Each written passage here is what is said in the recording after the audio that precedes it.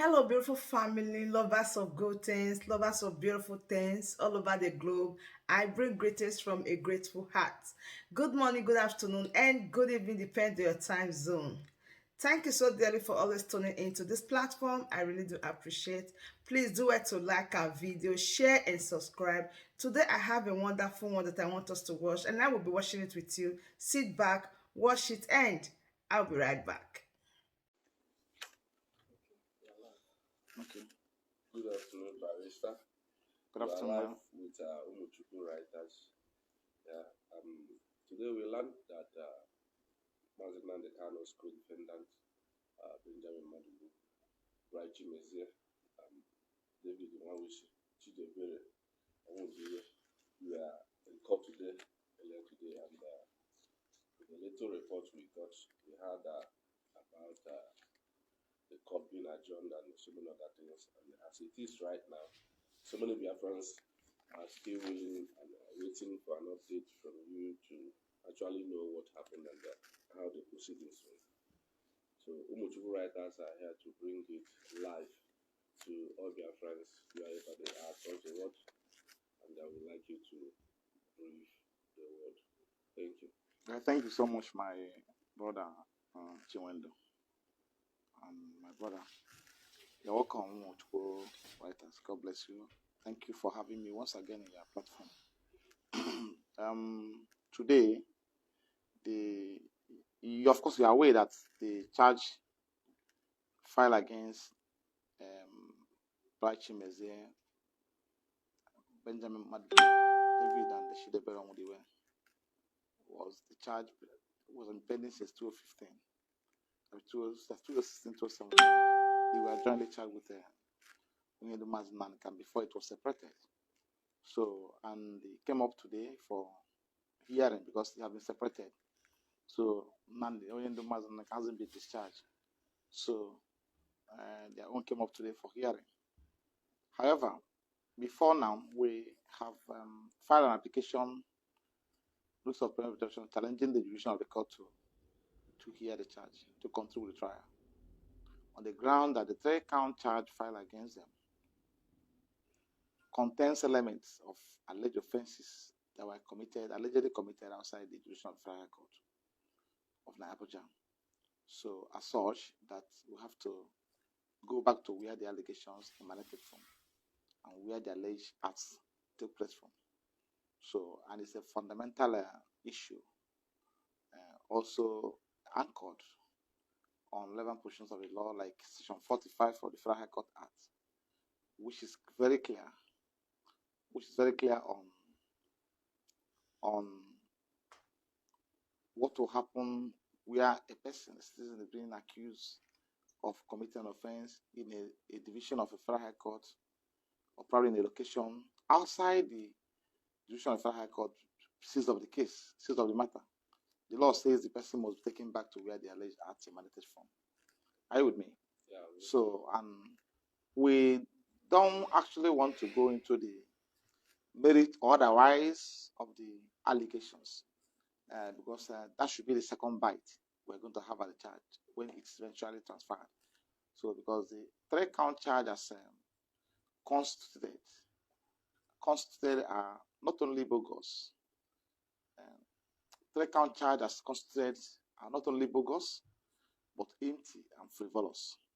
In fact, as a matter of fact, I don't see any reason why they should be coming to court to defend that bogus charge. But as law-abiding citizens that will come in to ensure that it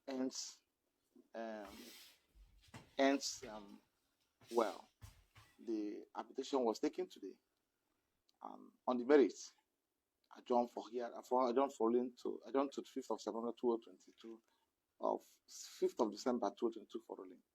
So, and we are hopeful because this application is anchored on strong judicial authorities, like the Supreme Court in the case of Suleiman against FRN, which extends very compelling authority that has to do with the issue of criminal jurisdiction of Federal High Court.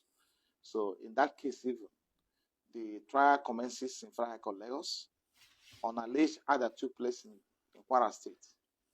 Then they proceeded to full trial, and they were to judgment in Federal High Court Lagos.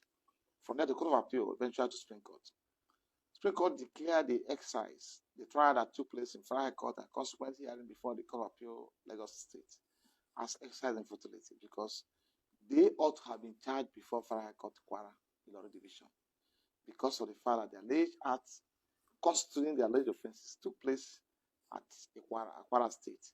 So, which is very, very compelling on our own case. The issue of receiving information of a broadcast on a broadcast made in London, we are all the charge count one was specific that the information was received at Enugu and Anambra. Bright Chimeze in this case was arrested in Akwa Ibom State. The second offense he was being accused of committing is offense of importation of transmitter, which they found at Obolosizo. These are acts within the confine, within the jurisdiction of Federal High Court in Enugu and Anambra. I don't know what he's doing here. Chidebere Omudiwe and David Nwabisi, you also accused of frivolous offense of making broadcasts from London. Tell me Chidebere Omudiwe and Bright and David Nwabisi, even all of them, apart from them, Benjamin Madu, who has been in Russia, has David Nwabisi and Chidebere and Bright, and they traveled to London before. Yeah? So tell me how they can make a broadcast from London and to consider offense in this country. That will tell you how frivolous and childish, empty the charge is. Without prejudice to the merit otherwise of the charge, we are not talking about it now. We're going to, when we get to that bridge, we'll cross it. What we're talking about, what's our major preoccupation at this point is for the charge to be transferred, for the matter to be transferred to Anambra and Oka, Anambra and wherever the charge they preferred. So when we get to the bridge, we'll cross that part. So, all the 3 count charges standing today against them constitute elements and acts allegedly took place in Anambra and Enugu. That's all. So I wonder, I wonder what they're doing in Abuja here. There's no business coming to Abuja. So we should go there. We have Federal High Court there. We have Federal High Court in Abuja, in Oka. We have Federal High Court in Enugu. We also have Federal High Court in Port Harcourt and Akwa Ibom, if the case be. So it was a very robust argument that was taken today and adjourned for ruling. And we're optimistic, believing that the court will find merit on application and grant same, at least to save them the transport of coming to Abuja.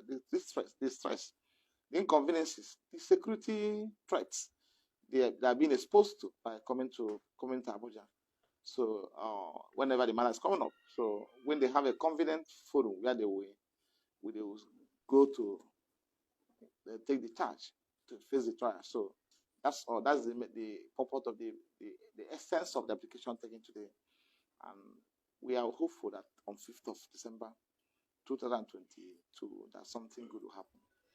Because we operate within the ambit of law and we have placed our facts and laws before the courts, are waiting the court to do the needful.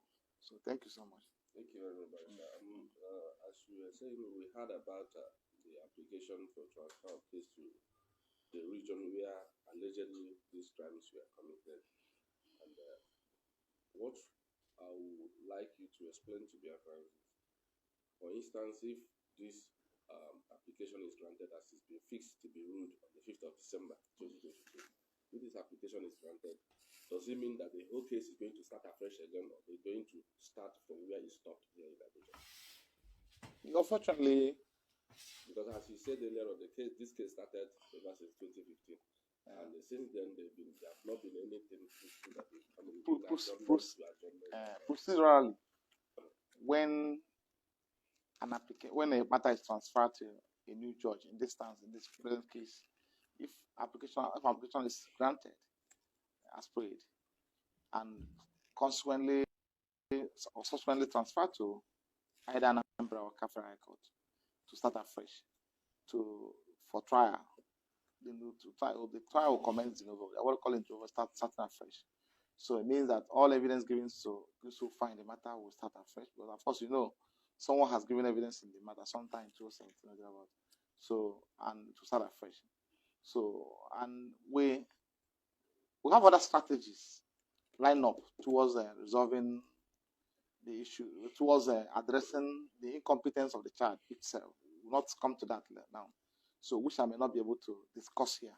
So, but I can assure you that there will be good. There are robust strategies, legal strategies we are going to adopt to ensure that once the charge is taken to another jurisdiction, we address the competence otherwise. Because the child as the constitute today is not disclosing any offense.